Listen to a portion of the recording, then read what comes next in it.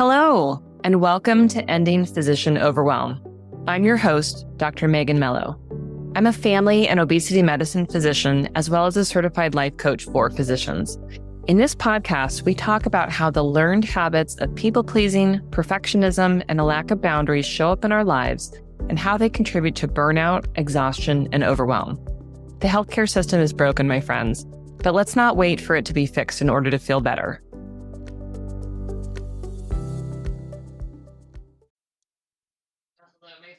And welcome to another episode. As always, I am so glad that you're here and tuning in and choosing to connect with yourself, connect with your life and your struggles. And I hope that in listening to this podcast, you feel a sense of community. Even though most of us are going to be listening to podcasts on our own, I really try to highlight some of my own experience, some of my clients' experience, some of what I have seen in the world and what I hear from others. And in so doing, I hope that you find some richness and some connection within that, because for so much of what we do in medicine, we often will feel alone. And I think especially when we struggle with habits of perfectionism and people-pleasing and lack of boundaries that are all contributing to burnout as we practice in a broken healthcare system, the isolation is real. So I just wanted to call that out, that I love sharing the podcast with you and I love hearing from others. I don't think I've said this out loud on the podcast, but most of the clients that come to me for one-on-one coaching actually have been listening to the podcast and actually feel quite connected to me before we even get on any calls together. And so whether or not you plan to get any coaching yourself, I just want to call out that I love the sense of community that's already here. Okay, enough on that. Today we are talking about what I'm going to call from now on right way energy. As in, there's a right way to do this, and therefore there are wrong ways to do this. And this one really comes out of my own experience, my own sort of internal dialogue. And thankfully, I think I've shed a lot of the right way energy that has existed in my life, but I still feel moments of it. And I'll tell you a very silly example of where this often pops up for me in my current day-to-day, which is that for a really long time, if I found out that I was, like, let's say, out of a grocery item that we need for this week, or some little tiny household thing, and it's during the middle of the week and not at the end of the week when I usually do my usual kind of shopping, it will be stuck in my brain that I have to stop and get that item or else, right? The right thing to do is for mom to stop and, get that on the way home or on the way to work, or, make some kind of special trip. And that thought pattern comes up over and over and over again.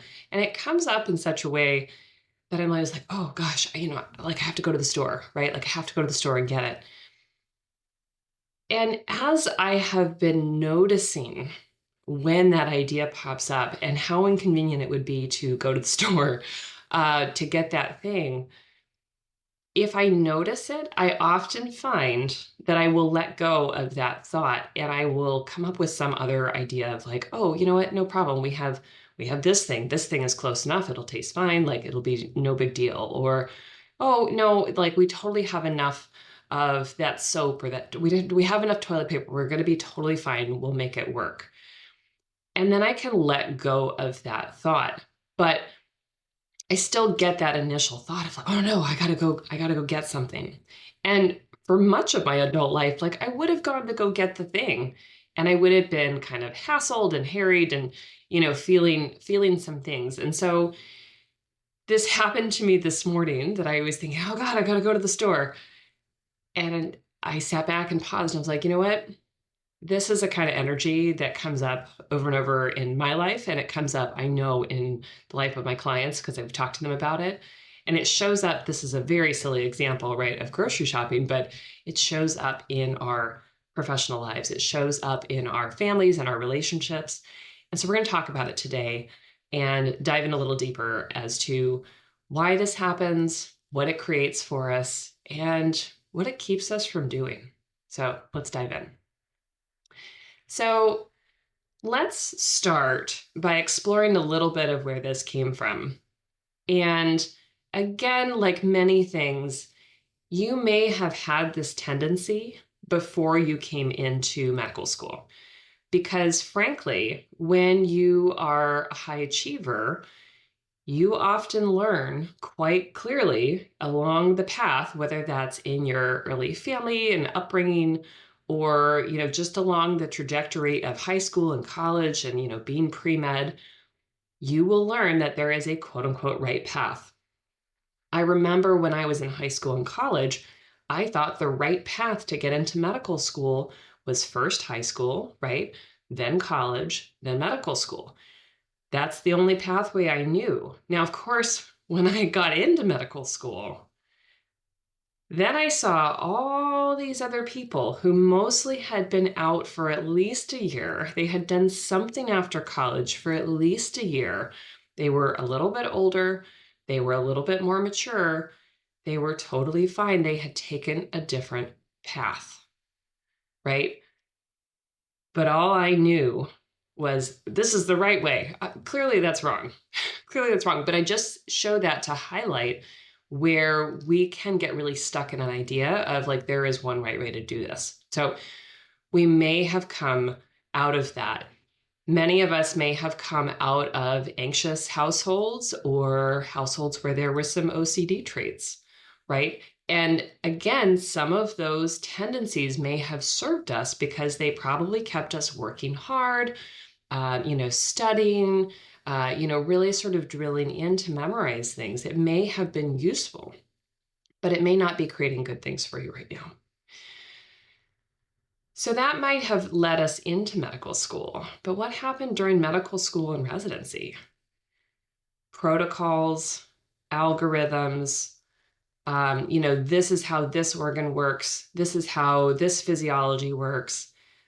This is where this anatomy is, right? This is the right way. There is so much of that going on in medical school. And once you are out in practice, you can often see how that one way of thinking about it is not accurate anymore, right? That does happen. It's not helpful to think that there's only one set of tools that can address a particular concern, right? You may have had it drilled in like these are the starting blood pressure medicines, and you have to go in this order. This is the right way. You may run into patients who don't want to go the right way for whatever reason. They don't want to do step 1, 2, 3, right? They only want to jump to step 3. That may be appropriate. But because we come out of that training of this is the one right way, it may be very difficult for us to be flexible, even though there may be very legitimate reasons why we want to go a different way. Think about algorithms that we learn. Think about code drills. Now, in some of those settings, it is really important and it is evidence-based to go in a certain order, right? And the reason that we do those drills, like think of code drills, right? Think about learning, ACLS protocols and such. The idea there is to take the thinking out of it, right? So you can just automatically go from step to step to step according to what the evidence shows for the best way to resuscitate a dead body. That may be the right way, and that's okay. But when we train in that environment, we will often internalize that there is one right way for everything. When I think about my work that I do in obesity medicine, certainly there were things that I learned of, okay, we have to pay attention to this, this, this, and this. And, kind of the old-fashioned thinking was that we would always, always, always start with changing nutrition, changing exercise. We might later think about adding, support from nutritionist or coach. We might later think about adding support from medications.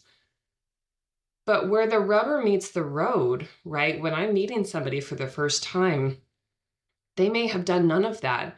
And it may be totally appropriate to go with medications, to reduce the barriers for them to do that other stuff, right? Just to say that if I have it stuck in my brain that there's only one right way to do things, I am not going to be as helpful and as supportive in helping my patients have success, right? But again, we're sort of drilled into this right way mentality. Think about teachers that you had during medical school, during residency, and some of them might have been fairly rigid as well, right? This is the way that you do this. I remember learning to do paracervical blocks. Now, I probably learned 5 different ways to do them.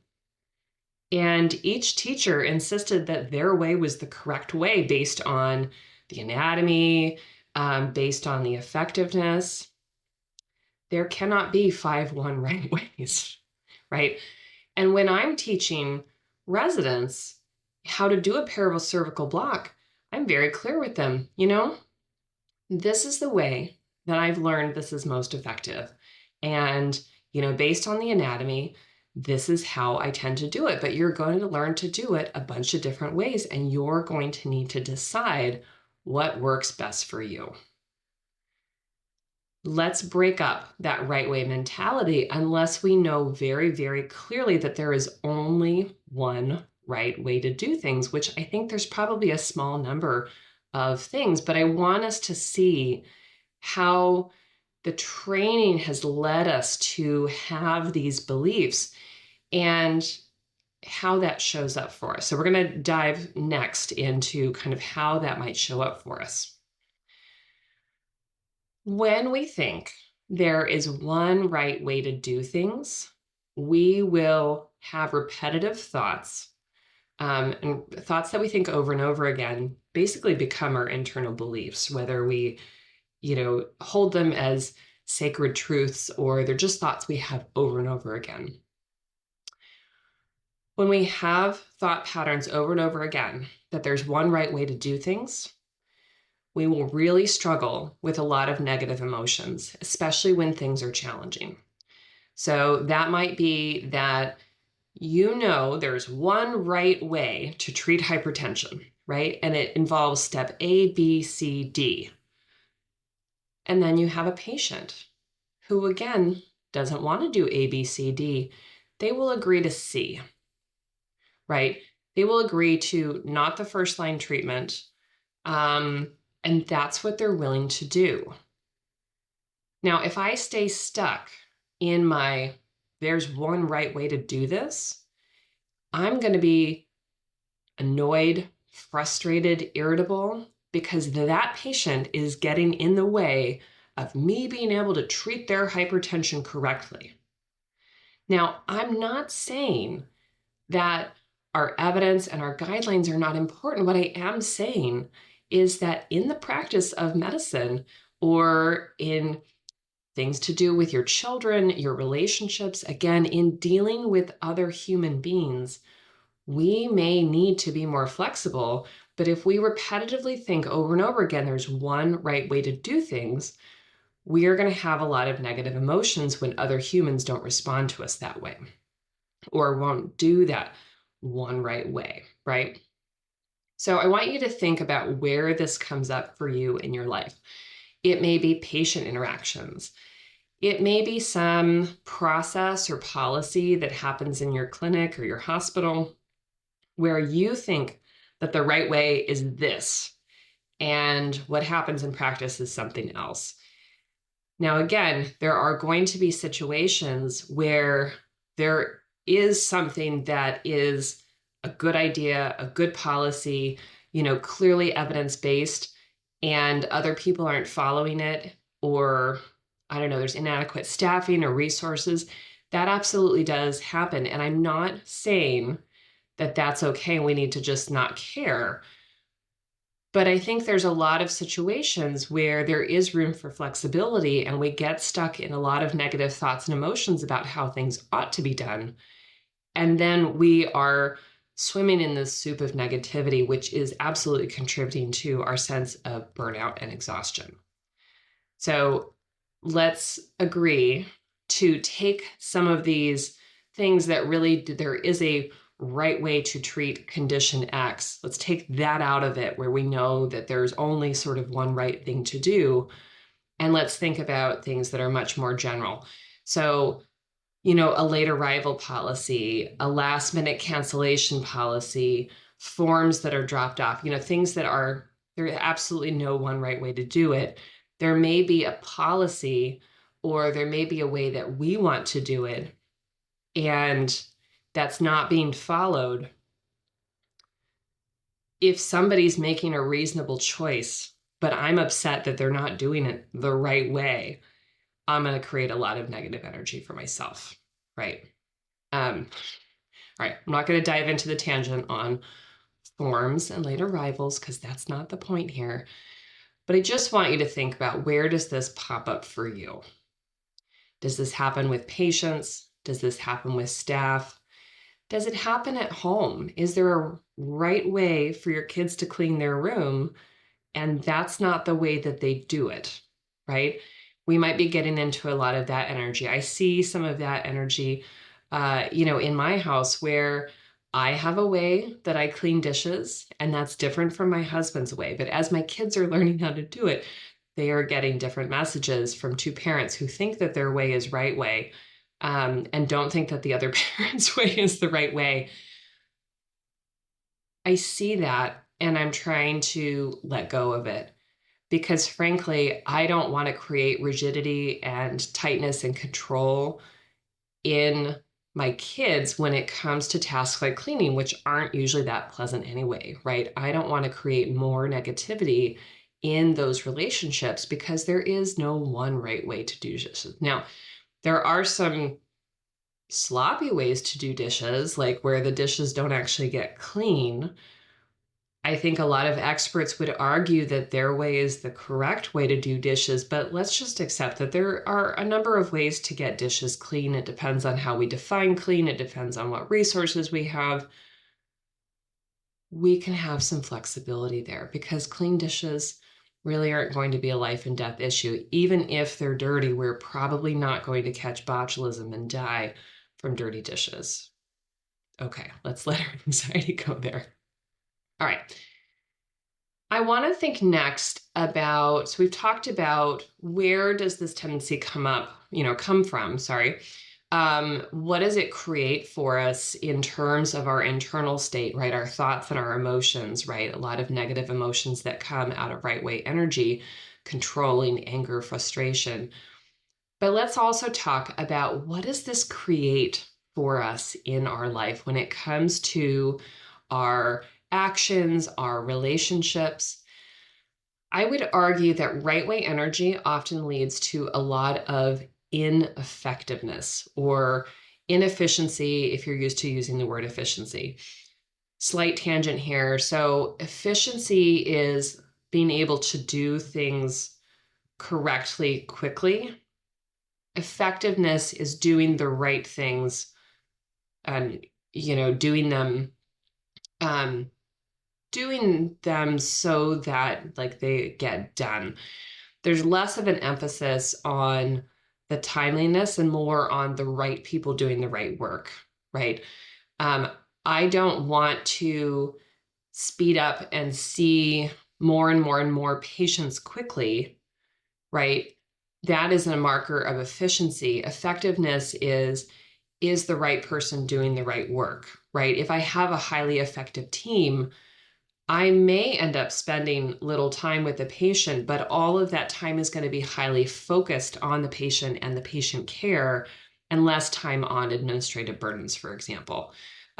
It's more effective also for, let's say, a nurse to be going through lab results and really only pulling attention to the physician or the provider if there's something abnormal and that needs to be attended to. Most of our systems are not highly effective. Okay, but we're not gonna dwell on that for today. But just to say that we want to be highly effective, and when we're stuck in right way energy, thinking there's one right way to do it and I know how to do it, we are often going to be very ineffective for a few different reasons. One is that we become the bottleneck. If I am the the clinical leader, as it were, right? I, as the physician, am kind of the top of the, I don't know, pyramid, if you will, in terms of being able to make decisions and direct care.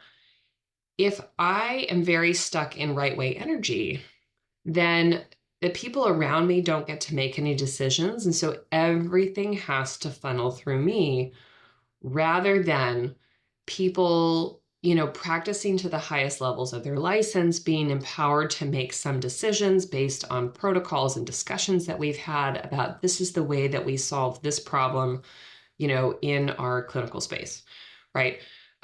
There may be protocols that would be really helpful to be in place, for example, for your nursing staff to be able to address, I don't know, abnormal pap smear results, right? If they are empowered to be able to look at ASCCP guidelines, for example, and help direct the care, they may be able to do a very quick check-in. Hey, we got this result back. I checked the algorithm. It means that she needs to go and have a colposcopy. So we're going to blah, blah, blah, blah. They can still check in with you, but you are no longer the one who has to go and do all of the parts, including review the guidelines and determine the next steps and everything, right? We become a bottleneck in a not good way. What else goes on? We lose the trust that is necessary for effective teams. So our team members will not trust us because we do not trust them. So when we're stuck in right way energy of like, this is the only way to do it, if other people can't do it our way because they're not inside our brain, or, they don't have the deep-seated knowledge that we have, or whatever it is, they will always be not doing it right. And they will not want to do the task. They will not be empowered. They will not want to lift it from you because they don't want to get yelled at. You will not trust them because they can never get it right. This lack of trust is a huge issue. And I would argue that as teams have become, bloated and swollen, and team members are swapped in and out, and there's high turnover, there is so little trust. And that really affects the effectiveness of the clinical teams, right? If you don't know who you're working with, you don't know what they're capable of, they don't know how you like to do things, right? You are not going to work that great together, right? Yes, you can probably pull together and run a code because that's a very algorithmic thing, but you don't know your working style for those non-critical emergency situations. That creates mistrust. So it's a problem. We also, when we're stuck in right way energy, we'll be thinking that we have to do it all ourselves, right? Because we don't trust others to do it. We are the bottleneck, right? We slow everything down. We will have this huge pile of work that we need to get through that other people are counting on. We feel high degrees of pressure usually in order to get it done, but we aren't effective.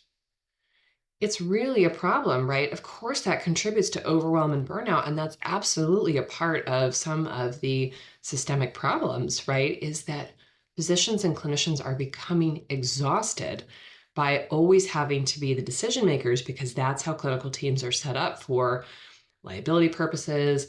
The EMR took away a lot of the, the sort of normal triaging that was typically done by RNs in the past, right, who are no longer empowered to do much of that. Creates exhaustion. The other thing is that you won't accept help if you are stuck in right way energy. So people are going to be less inclined to ask to help you because, again, they don't want to be yelled at. They don't want to hear over and over again how they're doing it wrong and they're never going to be able to do it right. But you also will not trust that others are capable of helping you. And that's a problem because there's too much for us to do. We need help, right? We absolutely need help with the work that we're doing. And if we stay stuck in that right way energy, we're not going to get the help that we deserve. And we need to be, effective, to be practicing to the top of our licenses, right? that is absolutely a problem. With all of this, ultimately, we will have a tremendous lack of flexibility, a strong sense of rigidity and controlling energy, right? That is a negative sort of feeling. It's a tight, highly wound up feeling that makes it really hard to relax, really hard to enjoy your off time, and it just dramatically increases your workload. Reducing that right way thinking that there's one right way to do it creates a internal mental environment where you are so much more creative and flexible, and that creates lightness in your life. Now, we aren't going to be inventing new surgical techniques and just doing whatever. We aren't going to be not following guidelines to the best of our ability, but we will know that there are situations where we need to think creatively and act differently. Again, that's not going to happen in a routine surgery. Don't go and make up a new way to do an appendectomy when there is a proven safe way to do it. I don't know if that's a good example or not, but when we've got a patient, right, who is not willing to take lisinopril because all of their relatives had terrible cough, and they're not willing to take hydrochlorothiazide because they don't want to pee all day, but they would take amlodipine, even though it's not first line. It's more important for me to treat their blood pressure and get them on board with a regimen that they're going to go with than to choose that first line treatment and they walk out and they won't do anything, right? That flexibility, that creativity matters, and it can be life-saving. When we are creative and flexible at home, as opposed to right way energy, we get more buy-in from the people that we care about. And we have more loving, open, collaborative relationships, right? Because people trust that we will assume the best of them. If my kids can see that there's more than one way to clean the dishes, there's more than one way to keep the house tidy, like that's all good. If we're stuck in right way energy, then they're never going to do it right because they haven't been on the planet for 43 years, right? And they don't want to stop reading and clean the house. They don't understand why that might be important, right? Or mow the lawn or any of those things. When we are out of right way energy, there's room for collaboration and creativity and connection. And that is always going to be more important in our home relationships than having a perfectly mown lawn done the right way or a perfectly clean house cleaned the right way. The OCD parts, and I'm not belittling anything related to a true OCD diagnosis. I'm simply talking about the parts of us that have different degrees of anxiety and OCD tendencies. They need to stand down here. They need to relax. And in order to do that, it takes noticing, where am I getting stuck in right way energy, and being willing to be flexible and creative and try something new. You don't always need to do it that way. You might learn that there's a new way to do it, that you like it better. You might learn that substituting this ingredient tastes better anyway, or I don't know, fixes some other problem, right? There are lots and lots of ways where we can benefit from getting out of right way energy. And so I invite you again to sit and think, where is this showing up? Tackle the easy stuff first, right? Think about where this shows up, that it's not highly emotionally charged, but it would add some lightness and add some goodness to let go of weird energy that you have, thinking that you have to do this in a certain way. My friends, that's what I have for you today. Thank you, as always, for listening. If you would like to help support the show, there is a link down at the bottom that says support the show, and you can choose to make a very tiny, tiny monthly contribution, like $2 or $3. And that helps to offset the cost of the podcast. It is such a thing that brings a smile to my face when I see that listeners are contributing, because it just helps me to know that this means something to you. And Again, it's a little tiny thing that you can do to help be a part of this community. And I appreciate it so, so much. All right. Take care. Have a great day. And I'll see you next week. Bye.